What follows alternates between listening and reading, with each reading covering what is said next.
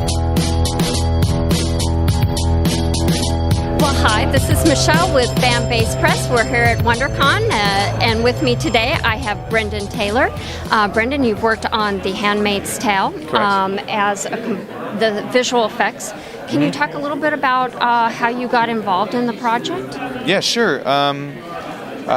It came to town, and all Canadians read that book in high school, most Canadians, so obviously knew a lot about Margaret Atwood's work. And, you know, there's a great production company in Toronto called Take 5 who I had a relationship with, so we talked to them, and the producer Joe Bocha I'd worked with a bunch of times, and I don't know, we campaigned really hard for it. It was really important for us, a really important show to work on, and, you know, we were working on it, and then Trump got elected, and it's the stuff that's supposed to be fantastical started becoming a little bit more real, and it all took off from there. And that's actually a great segue, because as a visual artist, can you talk a little bit about your creative process? I mean, do you look at a scene and see the big picture first, or do you kind of see the segments? I mean, so you read the script, and sometimes you just know that it's got to be visual effects. But there are other times where it's a little bit of a gray area, and just as is my process, I'm very research-driven and research-based. Like, it just helps me to make decisions. It helps me to communicate.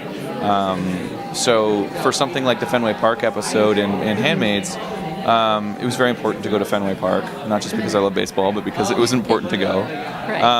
And to research it. I mean, we got as deep and granular as knowing what the paint color was called that they painted it with. Oh my gosh. Yeah, and you know, spent 8 hours there taking tons and tons of photos. So I immerse myself in the real, and then I can branch out. I'm not very good at just like coming up with an idea off the bat. I need to understand what it is first, and then I can spin off of that. Okay, that sounds good.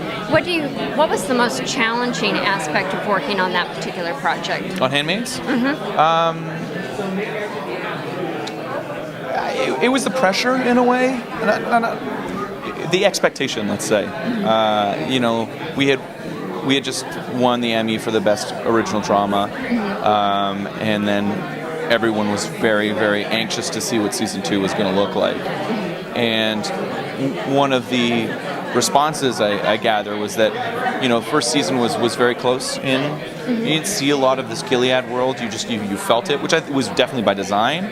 But they wanted to open it up. If they're going to do a second season, open it up a little bit. So this is the first time that we really start to see Gilead in wide shots. So the challenge was just meeting this lofty expectation, set both by the show and by Margaret Atwood, and to meet, you know, what the fans were expecting. I think we did it. I think people seem to like it. It's a gorgeous series. So. Yeah, it is. What are you able to talk about anything that you're coming up on next that you're working on? Or? Sure. We wrapped on the Boys for Amazon a couple weeks ago. We're working on What We Do in the Shadows, Handmaid's Tale Season 3, The Expanse, and they all have. They all have. We have code names for everything. Okay. So I'm just trying to associate the code name. And Nosferatu we're working on as well. Now, is that going back to F.W. Murnau's film? What's that? No. Murnau's film? Or? No. It's based on Joe Hill's novel. They actually have a screening of it now here at WonderCon. I'm sorry, you're missing it for that. No, it's okay. I've seen the first episode, so I'm going to go down and say hi. Okay, sounds good. For people that would love to be able to show their appreciation of your visual art work, how can they do that? I mean, is it like checking you out on Twitter or, you know? Oh, yeah. I mean, we have an Instagram page. We have a Twitter page. Twitter. At Mavericks VFX. Our website is where we post a lot of stuff. We like to make videos and post them and all that. So I would say our website, mavericks-vfx.com. Okay, sounds good. And one other question, if somebody's interested in visual effects, how would they get started? That's a good question. You know, there are fantastic online resources to start with. FX Guide is one, or FX PhD is one, and the Gnomon School is another one. I've seen as many people come from the online schools as I have from actual schools. That's a really good place to start, and you know, to be good, it all comes down to story. Story. Yeah, I would agree with that. Yeah. Well, thank you so much. Thank you so much. I really appreciate it. It's a pleasure.